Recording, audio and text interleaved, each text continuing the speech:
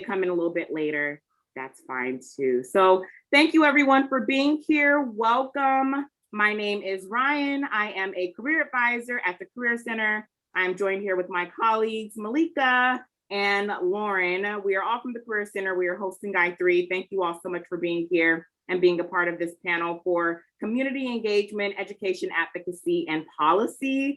I'm super, super excited about this panel. Community advocacy and education, clearly being a student affairs professional, is something that I'm personally really passionate about. I love learning about different organizations and employers and the ways they are supporting students and the amazing work that you all are doing. So I'm excited to allow you all the space and opportunity to share with some of our students that might be from, the School of Policy or might be from Rossier School of Education, to allow them an opportunity to get to know you all a little bit better and answer some questions about your internship program or maybe some of your opportunities.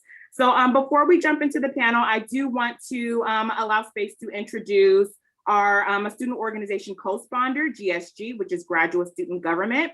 We have Samuel Garza that's here. So I want to open the floor to him to just introduce himself, maybe chat a little bit about GSG, and then we can go on from there. So Sam. Thanks so much, Ryan. So my name is Samuel Garza, and I'm the Senior Vice President of the Graduate Student Government. And the reason I joined Graduate Student Government initially was because my program was very isolated. I'm a PhD student in the molecular pharmacology program at the School of Pharmacy.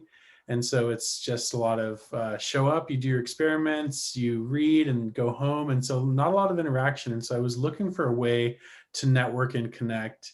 And by joining GSG, it's far exceeded those expectations that I originally had, because I've been able to meet students as well as administrators from a wide variety of disciplines and backgrounds across campus. And it's just been a joy to be a part of this organization and sort of learn about the different opportunities on campus and help network across administrators.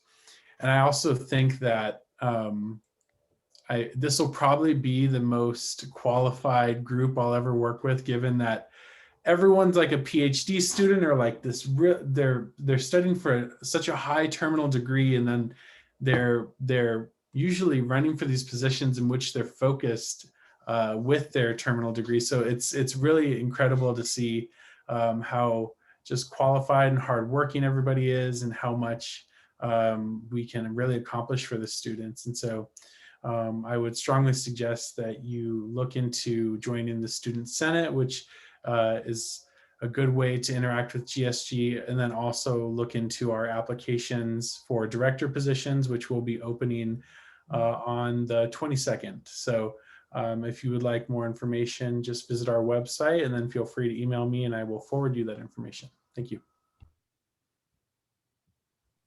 Awesome. Thank you so much, Sam. And I can speak from personal experience. Lauren knows when I first started working with the Career Center, maybe a little over a year and a half ago, I actually came in still as a graduate student working for GSG. I was the director of campus affairs, and the work that they do for our graduate students on campus and the advocacy that they do for our graduate students on campus is really amazing, from funding to grants to traveling for conferences. It's really, really great. So thank you, Sam, for being here. Thank you for representing GSG and for telling our students a little bit more, and also sharing with our panelists as well. So we know that you're super busy. I know you were just saying you've been on campus doing labs and experiments, so you're more than welcome to stay and listen in and maybe put a question in the chat at some point. But if you'd like to turn your camera off, or if you need to head out early, you are more than welcome to do that. So please do not feel you have to stay the entire time.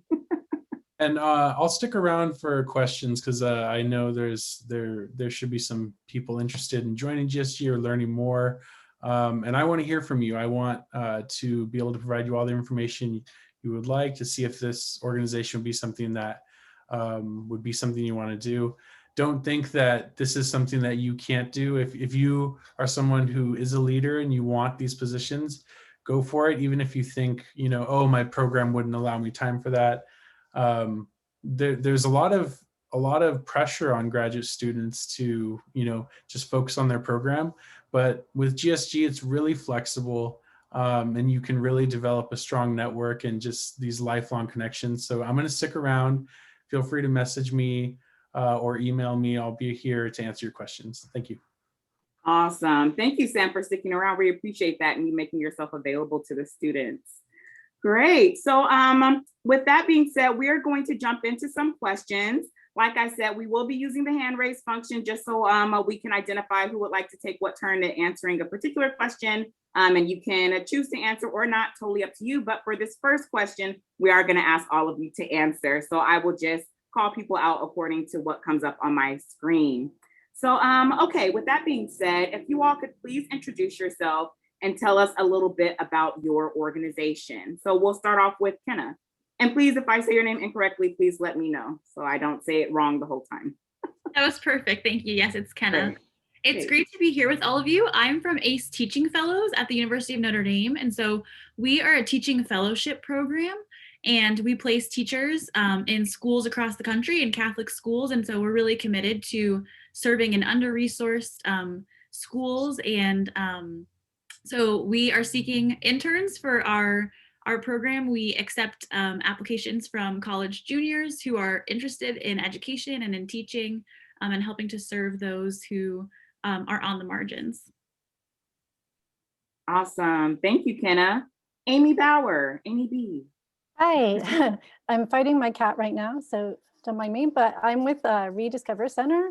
I'm the director of operations there. We are a kids makerspace and a creative reuse center. So we get in donations from the public and corporation stuff that they throw away, and we make education programs. We are looking for interns of any grade level and any major who'd be interested in working with children.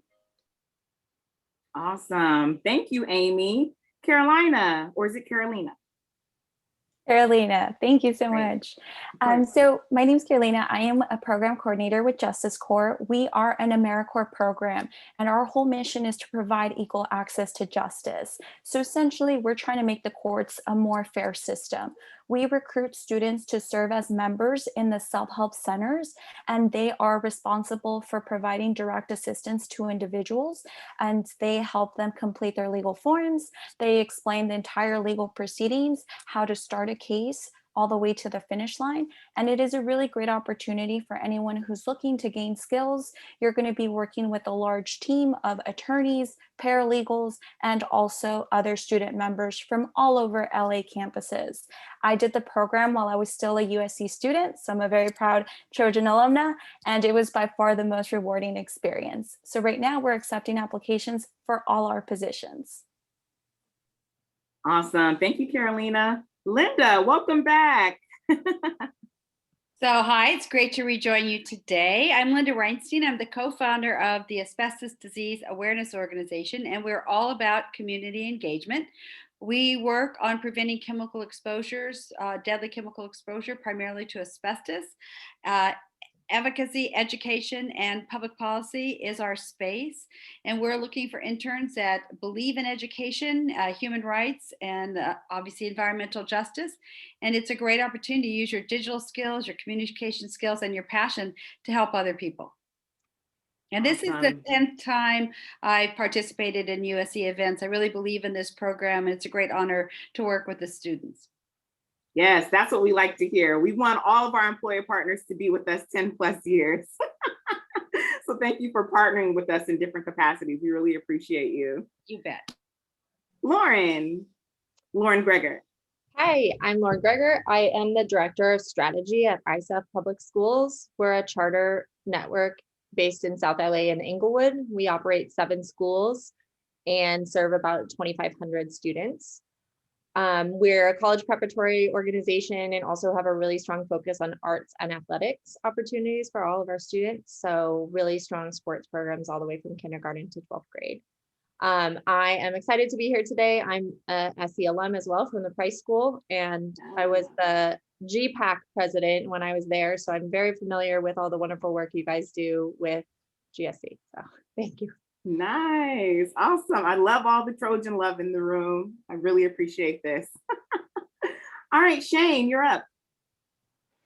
Definitely. Well, hate to break it to y'all, but I went to UCLA. Sorry, my brother went to USC, and I'm wearing red today for all of you. So Fine. we're sharing the love here.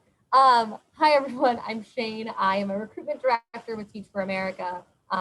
Basically what Teach for America does is our core program is 2 years post-grad where you're a full-time, full-salaried educator working in a low-income classroom. I taught 210 students every single day in New York City. I taught 3rd, 4th, and 5th grade science. And basically what we see is we see teaching as an opportunity to gain an incredible amount of leadership, as well as a personal and in-depth understanding of inequities, because every single inequity comes up in the classroom. I learned more about housing law and immigration rules and all of these than I ever would have imagined. I thought I was just going to learn how to lesson plan. That was like the last thing on your mind when you have a bunch of different things going on in your kids' lives and your own life. But we have 2 opportunities available. First is a campus ambassador role. I actually was a campus ambassador at the other school across town. Before joining Teach for America, it's paid on-campus internship. Obviously right now it's virtual.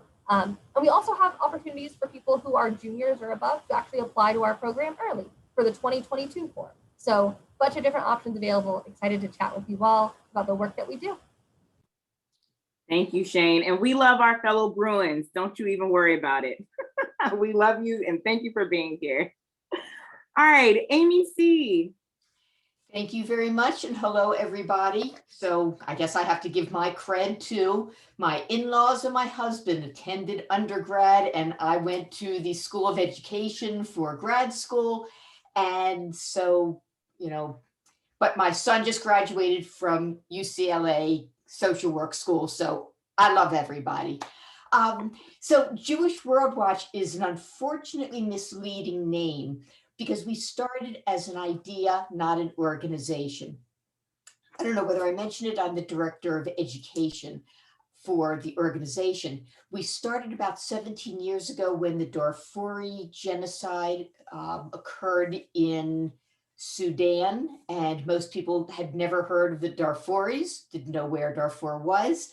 And the rabbi who talked to his congregation at a Jewish High Holy Day service said, "I don't want your money," which is rare to be said. I said, "I don't want your money. I want your passion. I want your commitment.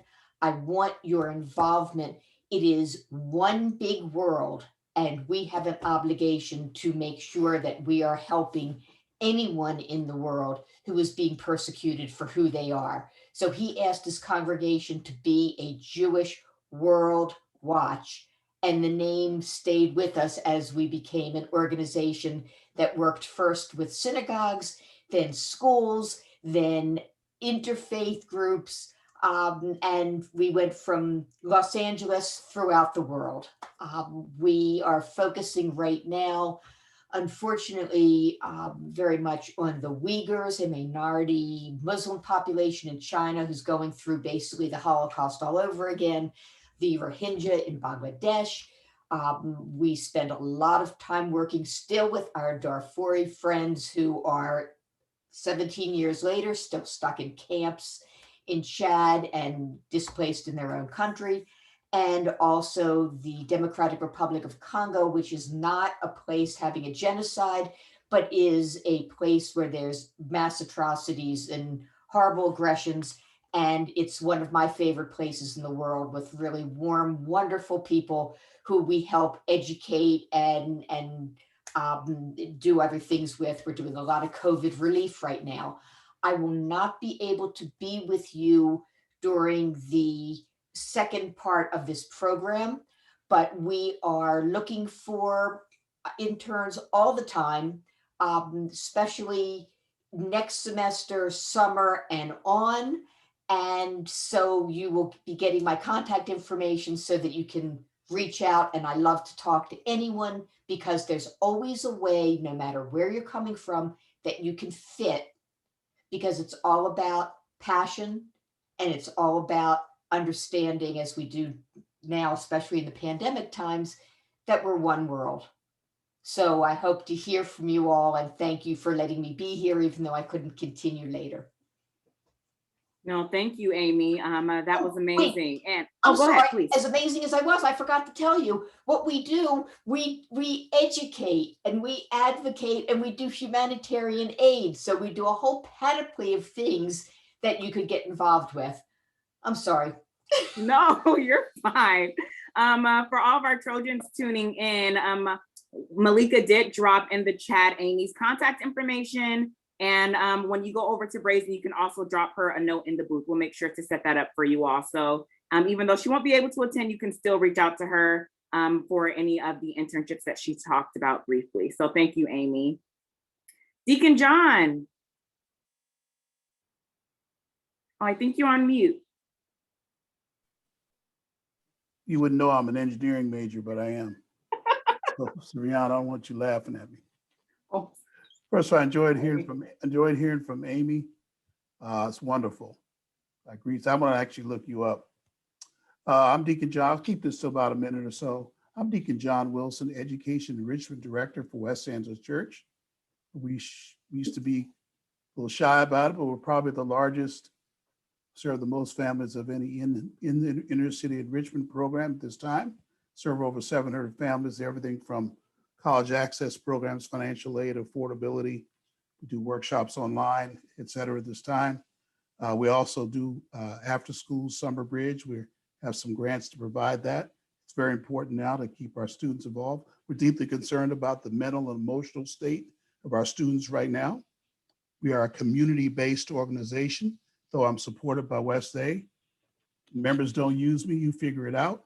I'm getting more used by the community. We serve all different races, all different ethnic groups, and we're really excited about our work. Unfortunate thing is we're growing a little fast here, so we're going to need to add some specific talents and skills. We need to add some young people in the area of advanced math.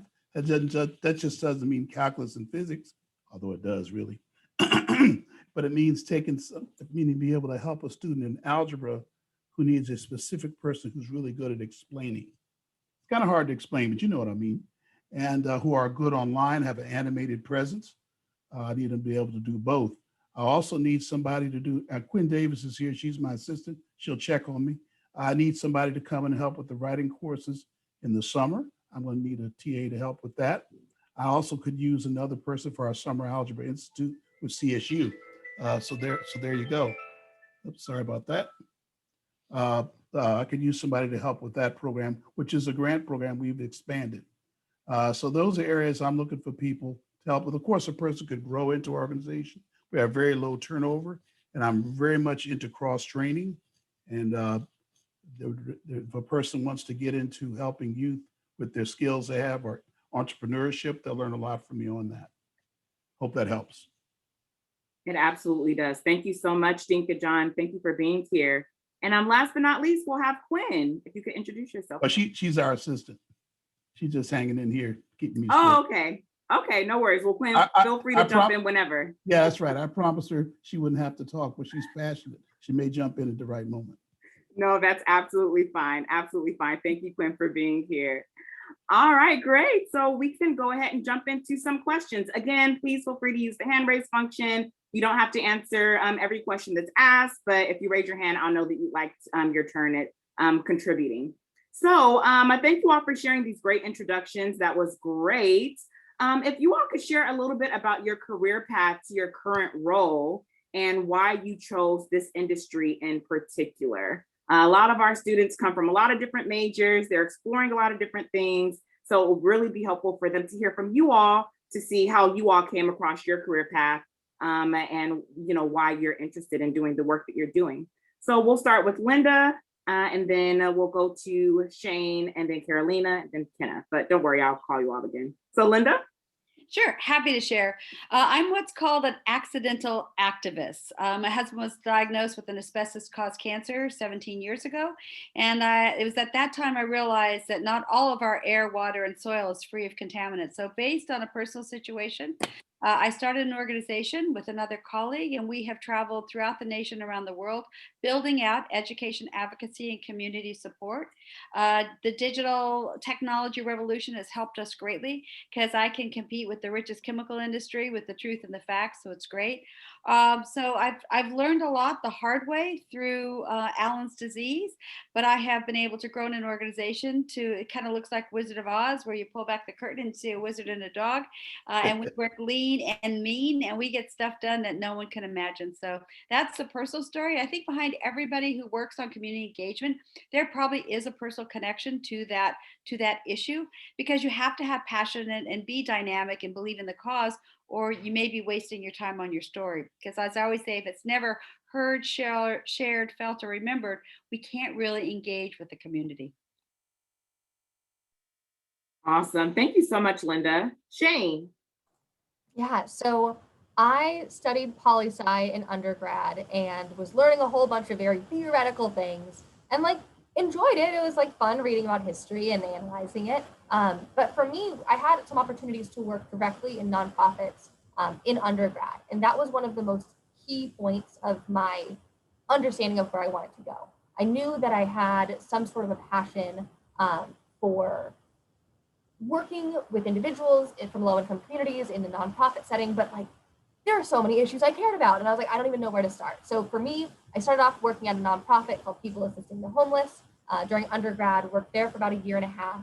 And after my time there, I realized that the number of individuals struggling with homelessness in Los Angeles was just rapidly increasing. And I realized that we needed to address a bit more of the root causes rather than just like housing people after becoming homeless. We have to start from the beginning. And one of the earliest points I could imagine supporting people was with education. So I decided to take a look at Teach for America, literally just submitted an application at 10 p.m. on the day of the deadline because college students like to procrastinate. Ended up getting in and getting to become a teacher. And again, after my 2 years of teaching, my kiddos were doing great. More than 90% were at or above grade level, with half of them being at least one grade above grade level, seeing really enormous results. But I again was like, I am only supporting 210 kids. Like this needs to get so much bigger. So that's actually why I recruit now. Last year alone, I supported 75 students getting into Teach for America, and they're now teaching 6,000 students every day. And I'm like, this is cool because you can actually multiply out your impact. The same thing goes for teaching though. Like you teach a kid something, they might teach their family that same thing.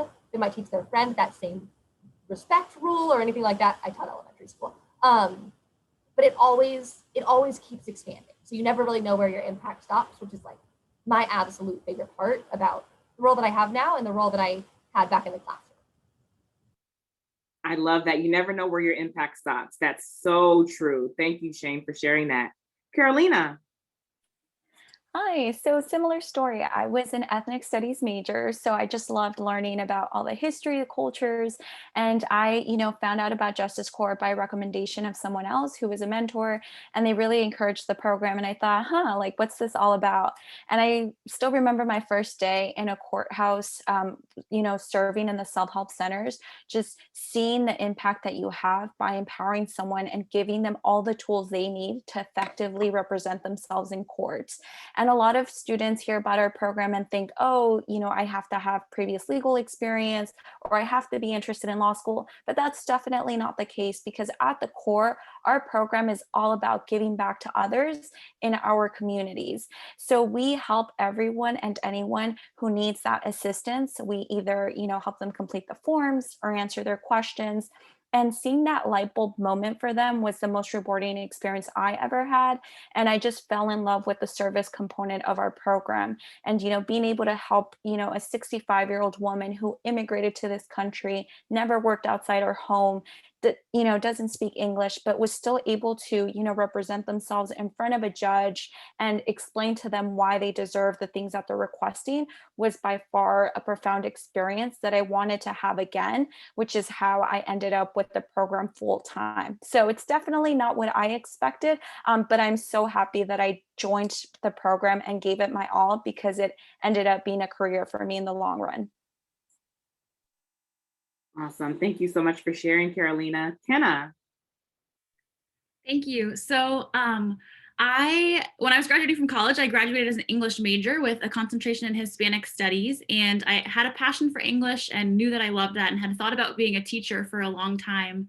And I was a first generation college graduate. And so my mom always instilled in me and my brother that we had to go to college, no matter where we went, no matter what we studied or ended up doing in our lives, we had to go to college. And so when I was graduating from college, education had been such an important part of my life and a value, something that was instilled in me from a young age to value education. So in thinking about what I wanted to do after graduation, I knew that I wanted to serve in some way. And I really saw education as a way to do that, and becoming a teacher as a way to share my passions with students. And also to learn from them as well. So one of the things that has kept me in education since my 2 years of teaching ended a couple of years ago through ACE is the relationships. Really, I didn't realize in becoming a teacher that it wasn't really just about transmitting information, but it was really about getting to know the students who were coming to my classroom every day, because they bring so much more with them to school than just their backpacks or their books.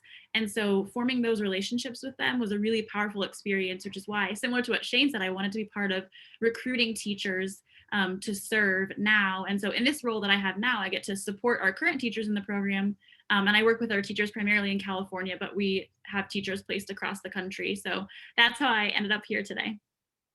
Amazing. Thank you so much for sharing. The relationship component is so important, and it will definitely keep you in certain spaces when you get so much back from it. It's super rewarding. So thank you for bringing that up. Lauren and Amy, I know you all initially had your hand raised. I don't know if you'd like to just wait for the next question or if you had something to contribute for this question. It's up to you.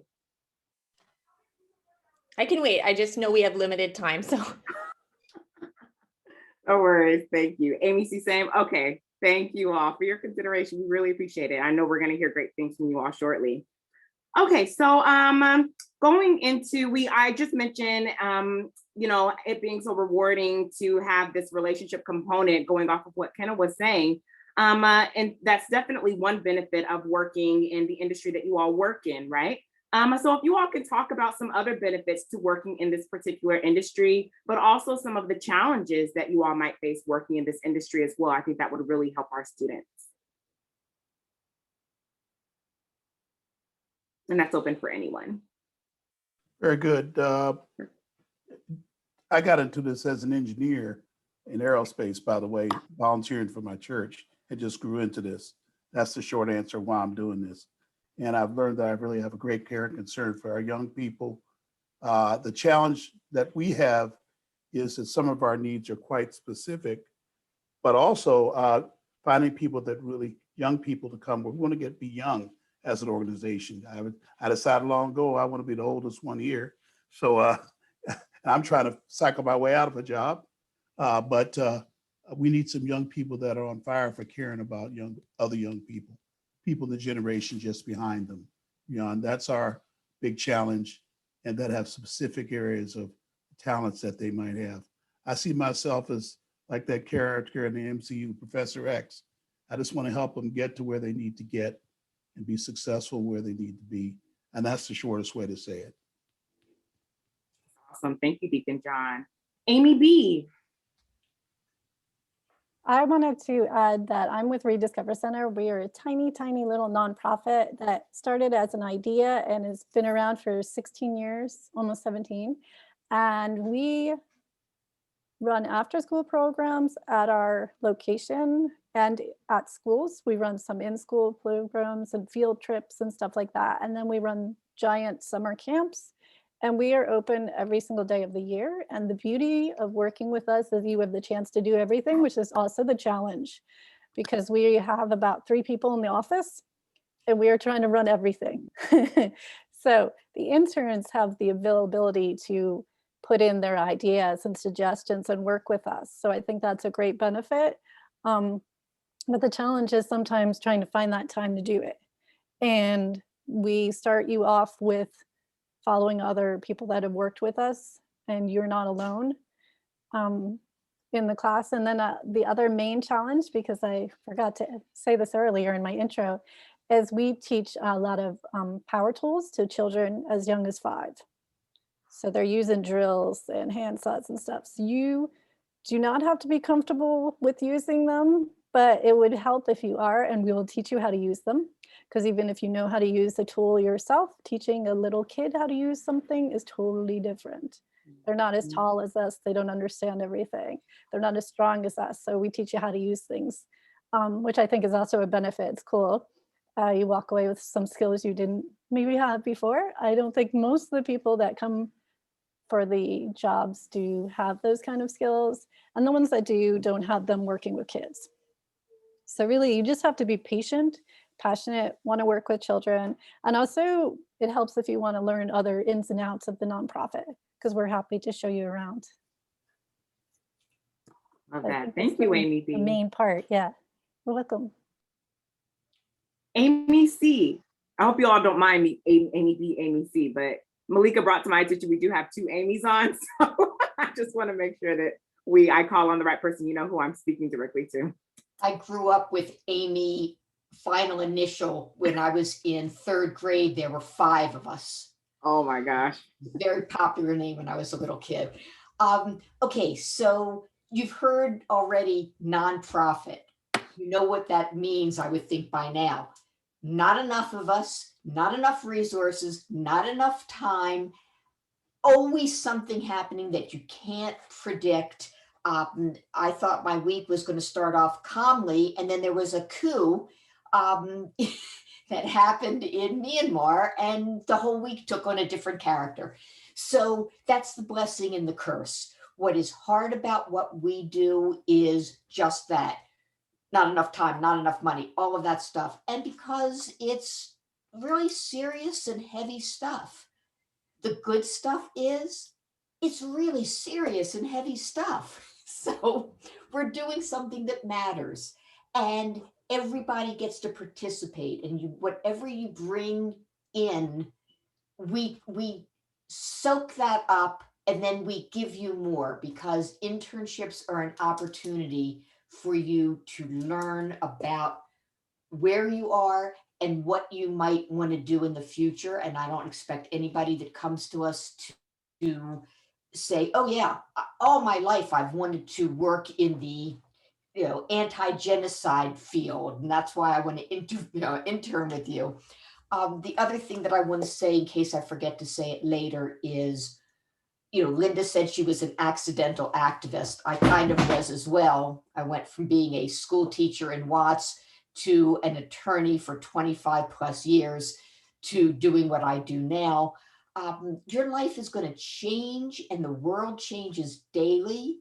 So intern wherever you can, doing anything that sounds interesting, because you will learn skills that are transferable. And just don't limit yourself, because the world is really, I teach my kids out of the box thinking. You gotta think out of the box and be flexible every single day. Off my soapbox. Amy, so many things you said resonate so strongly with me. Working in nonprofit being so rewarding, but oftentimes being under-resourced, understaffed. I come from a nonprofit background, so I totally understand that. And also the transferable skills piece. So many of our students think if they start off in one major, they have to see that entire major through, and every internship has to be within that major. So Trojans tuning in, please, you're hearing it from the horse's mouth from our great panelists. It does not always have to be that way. You stumble onto different careers, go with your interests, go with your passions, and you'll find yourself exactly where you're supposed to be. Linda, and then we'll end with Lauren. Sure. So I just want to throw out some of the ideas that we're working on right now. So with the Biden administration, we're already working with their team. We'll be doing some Senate and House staff briefings to educate the new members. And we're also working on a piece of legislation. So you can understand from those simple projects, our currency is community engagement. It could be on a local level, state or national, and it's a really exciting opportunity. And to piggyback on what Amy is saying, it's so true, because at a nonprofit, we can teach you and introduce you to things that you never would have dreamed of. And it's a safe learning space. You might love to write, but you may find that communicating directly in a different language, maybe it's digital media, really intrigues you. So I really encourage interns to reach out. Even if it's not your dream internship, you will find that you'll take away so many experiences from the USC program, because we care. You're not getting us coffee. I usually take my interns to Washington, D.C., and they can actually see their work in real time when we're working with lawmakers. So it's a great opportunity. Love that. That's amazing. Lauren? Yeah, I just wanted to add, after some of you guys made a comment. So I started out as a teacher, but my degree was in environmental studies. And then I was in education for about 12 years, doing different things from the classroom to doing policy. And then I completely changed industries and did transport. So I worked for a large global company doing everything from bus technology to like train scheduling. So completely different. And I just think what you were saying, Ryan, is really important, that really any opportunity that you have available is an opportunity to learn what your skills are, what you do or don't like. Even if it's just volunteering at an event or, an internship. So I think that those things are really important. And, there's challenges in every industry. And there's a lot of spaces where you can add value. So just wanted to say that. Absolutely. Thank you, Lauren. Such great things being said right now. I'm loving this panel. I'm loving the responses. Students, I hope you're getting as much from this as I am. I'm sure you are. So moving on to our next question, we've gotten already from students a couple of questions regarding you all's internship programs. I believe it might have been Linda that was talking about taking her interns to Washington, D.C. It's not just getting coffee or this and that. So speaking of you all's internship programs, can you talk a little bit about what you're looking for in an ideal intern? A lot of our students have this passion to help the community. They have this passion to get involved.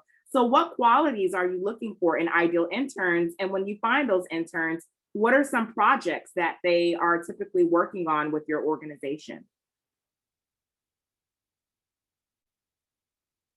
Well, I'll just go ahead and step in again. I'll just be the lead off hitter again, real short here.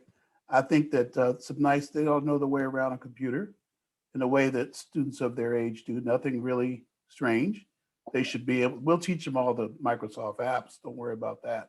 But they need to be able to do things like use the Google apps and be really good on social media. That would be helpful for us, very much so. Even if they're teachers, it'd be extremely helpful. I think beyond that, willing to learn and be flexible, very patient with students would be good for me. And then willing to bring their new ideas and new perspectives, because I'm very open to those in the formation of our new virtual curriculum. I want some out of the box, crazy ideas. That's what I want right now to attract and keep students and hold their attention, something different than school that will support the school environment online. All right, I hope that helps. That's kind of the way I'm looking at it right now. No, that's amazing. We've heard from so many employers saying they want for their interns to be curious, to ask questions, to, be innovative, to be creative. So it's good for the students to hear this echo from different employers from different industries, because those are definitely great qualities to seek in an intern. Kenna. Thank you. Yes. So one of the things that I think came up earlier in the first question was passion. And that's really something that we're looking for in interns and people who apply to our program, is individuals who are passionate, not necessarily about teaching. So I didn't know that I wanted to be a teacher going into college. It wasn't really something that I thought about until my senior year of college.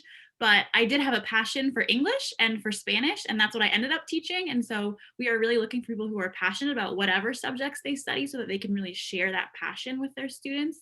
And I think a couple of other things as well. We're looking for people who want to be members of a community. Participants in our program do live in community. And so there are multiple layers of community involved, whether that's at their school, in their homes, and things like that. So really becoming meaningful members of a community, and as well people who are really coachable and are interested in getting feedback, because teaching is such a hard thing to do. It's something that you can't do alone. You have to do it as a member of a community. And the way that our teachers really improve is by seeking out feedback and being open to that. And so at this point, we are seeking juniors who are interested in serving in our ambassador program for their senior year. So you would be learning more about ACE yourself and then sharing it with students at USC. So that would take place primarily, for you on campus. Right now, that would be virtual. We typically do bring our ambassadors to Notre Dame for the summer to have an institute experience and some on-campus talks and things like that. So currently seeking juniors who are interested in an ambassadorship for their senior year. Awesome. Thank you, Kenna. That passion goes a long way, especially for some of us who might have nonprofit backgrounds where the work is rigorous and the burnout can happen when you're breaking down chairs for programs or outreaching to families. You know, it can be a lot. So that passion really late in the midnight hour, it really has to carry you through. So that passion is something that's super important. I'm glad that you said that. Amy B. Yeah, I think passion is important, like everyone's been saying, and I echo all those skills that everyone's saying, but also to understand that passion is helping organize all the donations as they come in, helping reset classrooms up. But our internships are pretty much any age, any major, as long as you show a real interest in working with children. And our interns pretty much can go year round and can go for many years for internships if you're interested. And we start you out right away teaching you how to use things, teaching you about our pedagogy, which is really child-led. We have lesson plans, but the children, we don't give them directions on how to build anything other than safety use. After that, they can take off. We have one rule, which is no weapons, and that's pretty much it. You know, has to fit out the door if it's something during a day class. But we build really huge projects in the summer camp. So you'll see if you go into Brazen, I put in a video of some of the stuff, but we have more stuff on our YouTube. We've built child-sized roller coasters in our warehouse. So really pretty much anything they can come up with, we just try to engineer and make sure it's not going to fall apart and that it's sturdy. So you just have to be willing to learn some construction techniques if you don't know them already. But that's where your ideas can come in. Maybe you have a better skill or idea of how to put things together, and we can help you break it down to teach it to children so they understand. So all our stuff is pretty much in person even now, but we do have a couple things online and remote work if you can't come in. But we've been in person since mid-June, and we are still in person running really small protocol, like COVID protocol. Everyone's wearing masks and staying far apart from each other, but we're all in person. If you're not afraid to come on in, please contact me. Thank you. Thank you for that clarification, Amy B. I know we did have a question in the chat about in-person versus remote. So thank you for clarifying that for our students tuning in. All right, we'll end with Lauren and then we'll go to our next question. Yeah, so we're equally, like, you have to be passionate, you have to believe in our students and our families to work with us, whether you're an intern or you're the CEO. And you have to be able to break down chairs, like Ryan was saying, like we all do everything. And especially in this time, our families have immense need. And so we've been doing things like, food distribution and COVID testing and things that like aren't normally on our education agenda, but we're just doing it all. So I think anybody that really is eager, but I think our other big qualification is a growth mindset.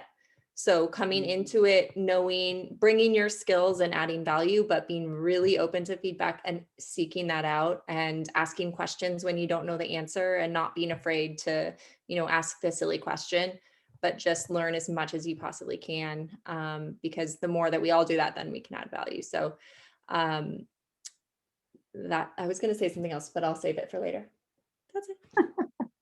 You had me at growth mindset. I love that. I love that. Thank you. All right. So I say this during every panel, but I mean it. This is one of my favorite questions to ask, and it's about networking. So a lot of our students love networking with you all. We try to provide as many platforms as possible to give them the opportunity to engage with you, and they're usually kind of nervous. They don't want to say the wrong thing, or maybe they are still practicing their elevator pitch. And so we try to say, our panelists are humans, our employers are human, they're nice, they're, approachable, but there can still be some trepidation around reaching out to you all. So considering this virtual space that we're now in, and knowing that networking is also a huge part of the internship search, what tips or advice could you provide to our students tuning in about how to network with you all as an employer? Shane, you can kick it off. Networking is the most important thing. I was so excited for this question. Even I personally I do informational interviews to this day. I am employed. I am happy at my job. I'm not planning on leaving anytime soon, but I'm still wanting to hear what other people are doing, even just to improve my own practice and to expand the relationships I have. A few big pieces of advice. First of all, now that we're virtual, everyone has secret time on their calendar. So don't be afraid to ask for just like 20 minutes to hop on Zoom. That is always an option, always encouraged. I know if anyone emailed me, I'd be like, yeah, let's do it. Like, I'm happy to share. I just had an informational interview with the CEO of a nonprofit earlier today, just because I wanted to learn a little bit. Just emailed her. It happened. Also, don't be afraid of like tangential networking. So having a networking meeting with someone who might not have your like dream job, but they might know someone who has your dream job. So I was talking to a second-year teacher about to finish up her time in the classroom, and she was asking me about all these roles at Google and Facebook and Amazon, and I was like, I work at TFA, but I know some people. And she's now having 3 different informational interviews with people that I connected her to.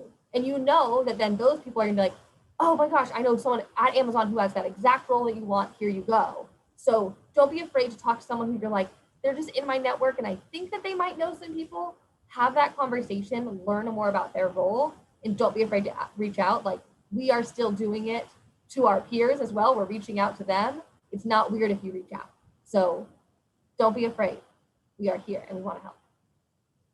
Yes, that is great, Shane. And it's so true. A lot of times, even though someone you reach out to may not be able to provide you that direct service that you're seeking immediately, employers and different organization members are oftentimes so eager to help. They'll at least say, well, you know, pass me your resume. I can at least pass along to this person, or I'm not in this industry anymore, but I know someone who is, you know, I'll connect you to. So networking goes a long way, and it doesn't always have to be directly with employers or organization directors. It can be with your colleagues. It can be with your professors. So that's a really, really great point. Thank you for sharing that.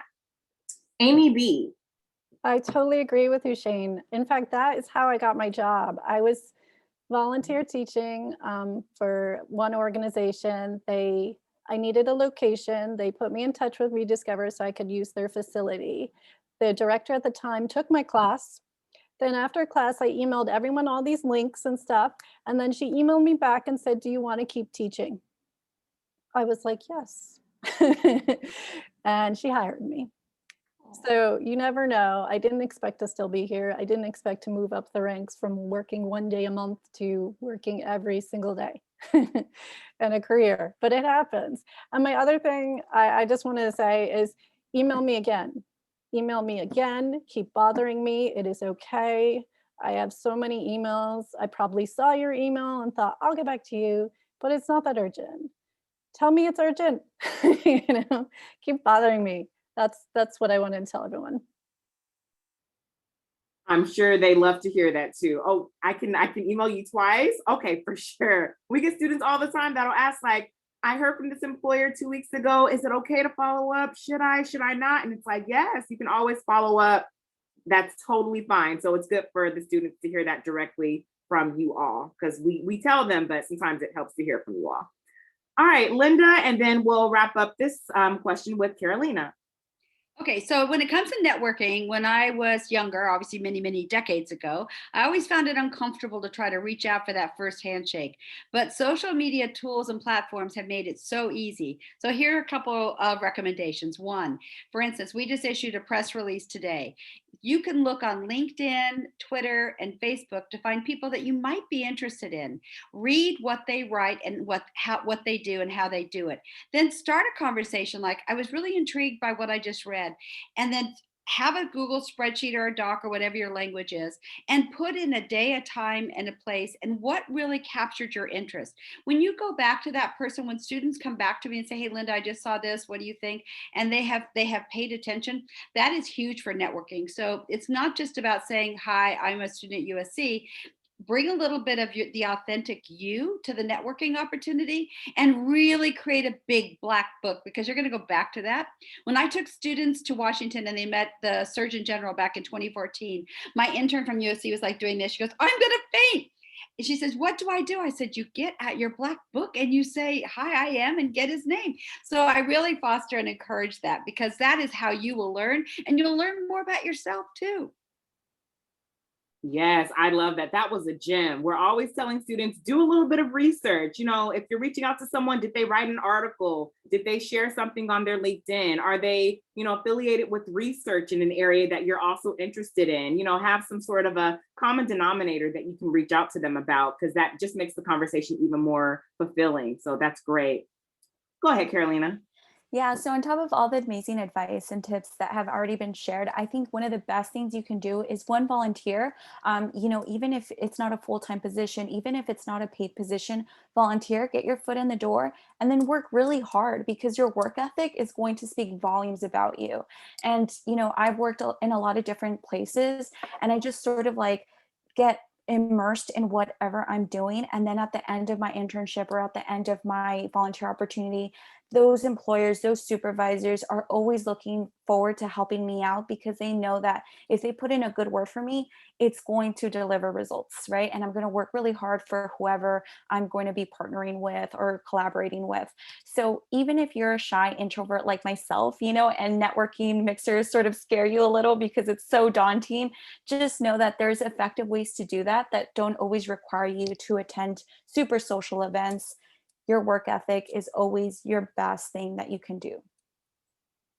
Yes, that's great. Thank you, Carolina. That's such an important point because a lot of our students are a little bit more shy. You know, they are a little bit more of introverts. So being in a room with 100 employers, or during our in-person career fairs where it's 150 employers in our, you know, main walk, I guess the walkway that our career fair happens at, you know, it can be a little bit intimidating. So we encourage them, hey, look at if this employer is maybe doing a coffee chat, go to maybe a Trojan talk that they're doing, or something like this where it's an intimate panel and you really get that one-on-one private time with them later. If being in a room full of people, right? If being in a room full of people is a little bit more, I guess, not as comfortable for you. You really have to identify what works well for you, and then go in that kind of vein. So thank you for mentioning that as well, because we have all kinds of leaders, outgoing, natural leaders, quiet leaders. So it's important for them to kind of figure out what works best for them as they are networking. So that was amazing. Thank you.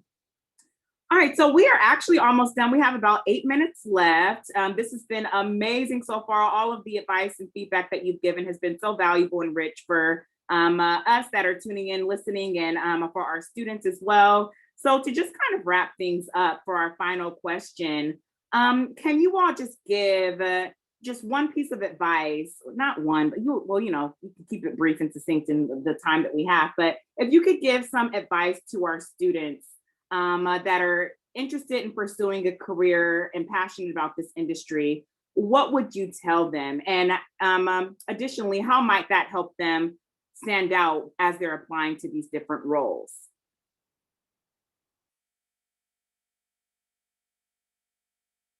Great. We have Carolina and then Kenna.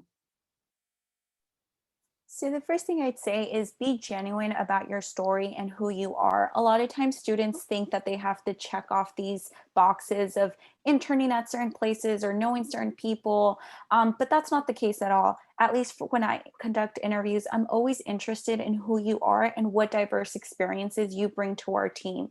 So even if you haven't interned in a super, conservative or like legal setting, that's totally fine. If you worked, at your mom and dad's restaurant, waiting tables, and that's a fast-paced environment, and you've got a lot of orders and you're multitasking, that is such a valuable skill that you can bring to our team. So never discredit these opportunities that you've already done in the past.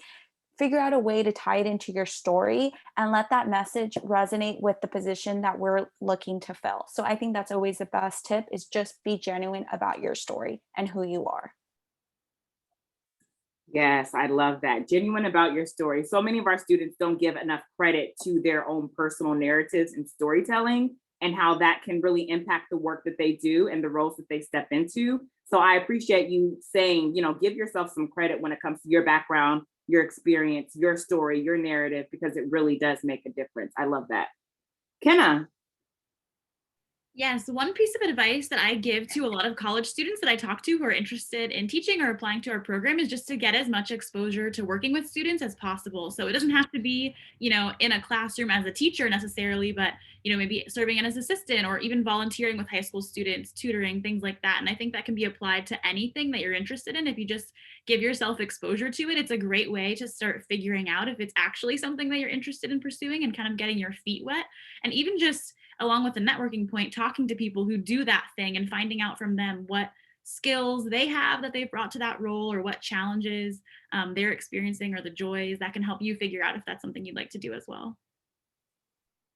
Thank you for sharing that. Shane. I think that the most important thing is learning like your own personal elevator pitch very, very well. You will be asked, tell me about yourself all the time. And that is my least favorite question in the entire world because I don't know how to answer it to this day. But my piece of advice that I give is to talk about life in 3 different chapters. This is obviously for an extended conversation, not just like a quick hi. Chapter 1 is life pre-undergrad, where you grew up, that sort of thing.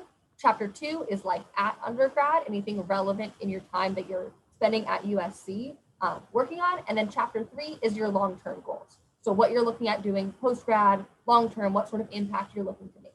So obviously connect it back. If you're looking at education, I always like to talk about the education that I received growing up and then transformations I had in my understanding of the educational system over time and like how I'm wanting to actually change that. But I personally love 3 chapters. It's like the easiest way to go about it. Before college, at college, post-college. That's all you got to do. So practice it with your pet, with your significant other, with your grandma. Recite it to the wall. I don't care. It's just going to be one of the most important ways to sell yourself really, really quick. Thank you, Shane. And Malika actually put in the chat a link to our event, Elevator Pitch Night with Alumni, for any of you students tuning in that want to get that practice with alumni that are here to support you. Please sign up for that. It will be super, super helpful. You've heard it from the employers themselves saying that having an elevator pitch is helpful, and we got you. We already got an event for it. So sign up. Easy transition. All right, we'll go with Amy and then we'll end with Lauren. Okay, I'm going to be real quick. Remember what you were taught when you were a little kid. Say please and thank you. You know, when somebody takes the time to talk to you, send them a note afterwards and say, I really appreciate it. That goes a long way. Another thing is make sure that you take care with your presentation. Resumes that come to me full of typos go in the circular file, because if somebody doesn't care enough to present themselves well, then I'm not really interested. So your letters, your cover letters, be authentic, be your best self, and that goes a long, long way. Love that. And we have resources for your applications, for your resumes. Just putting that out there. Lauren?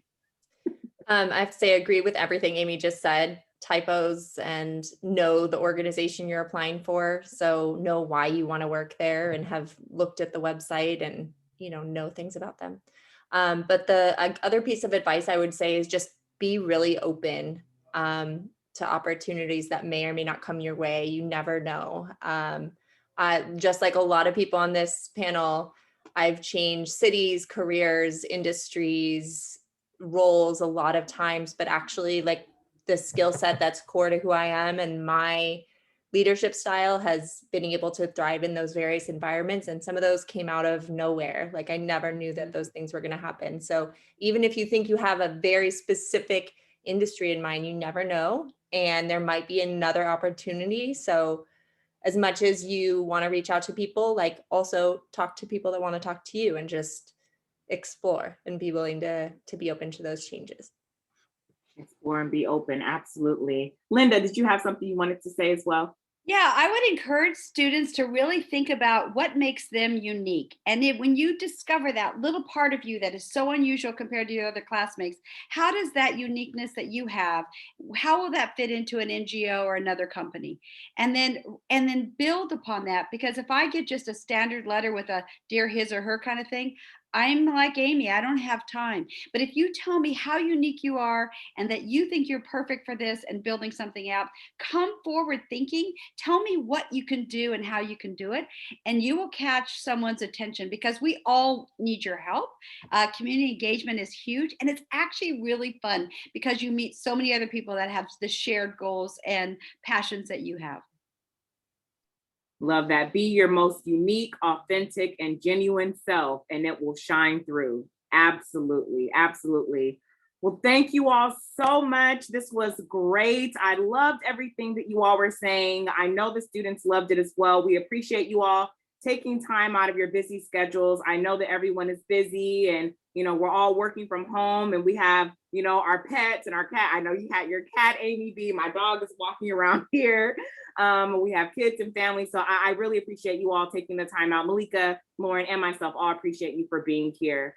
So we are going to transition to our brazen networking session that is going to happen starting at 3:15. So students, if you haven't already registered, it is not too late. You can still register and transition to brazen at 3:15 if you have any specific questions that you'd like to ask some of our great panelists that were here today about their internship program or what they're looking for or otherwise. So please be sure to register, grab some water, grab, a snack, some cookies. I wish I had some cookies, but grab something sweet, keep your energy up. I know we're getting towards the end of the day, but if you all head over to Brazen at 3:15, all of our employers will be there waiting to chat with you and connect with you about some of their amazing opportunities. So thank you all again so much for being here. We really appreciate you. And we hope that you enjoyed this as much as we have. I know I certainly did. So thank you all. Thank you. Thank you.